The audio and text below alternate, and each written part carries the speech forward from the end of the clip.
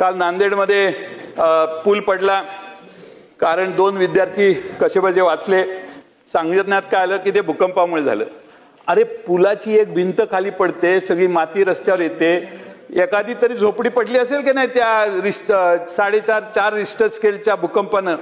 4.2 Richter स्केलचा भूकंप झाल्यावर एखाद्या घर पडलं असेल, एखादी झोपडी पडली असेल आणि मग आपला कोट्यावधी रुपयाचा पूल कोसळला असेल.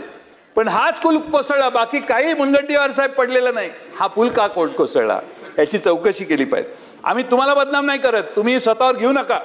कॉन्ट्रॅक्टर चुकीचे आहेत, त्यांच्या मागे लागा. तुमचा काय सोकावता कामा नये. असा कोण कॉन्ट्रॅक्टर आहे की त्यानं पडल्या 2 महिन्यात पुलाची भिंत पडते?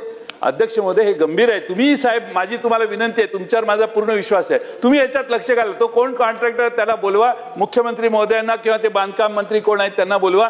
पण ह्याचा शहानिशा झाला पाहिजे. एक झोपडी त्या जिल्ह्यात पडली नाही, भूकंप लय लांब झालेला, पण एक झोपडी नाही पडली, पण याचा पूल पडला. अध्यक्ष महोदय, छत्रपती शिवाजी महाराजांचा पुतळा कोसळला मागे कोणीही दोषी अजून झालेलं नाही. आम्हाला माहित नाही कोण झालं का.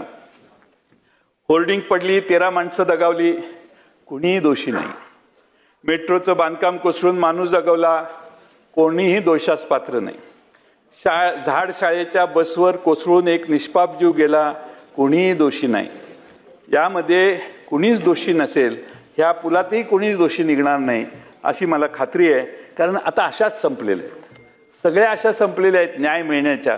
एखादी दुर्घटना झाल्यावर रिस्पॉन्सिबिलिटी, आता हे सी लिंक आहे ते मिसिंग लिंकचं समर्थन तुम्ही करताय, ओके, पण अरे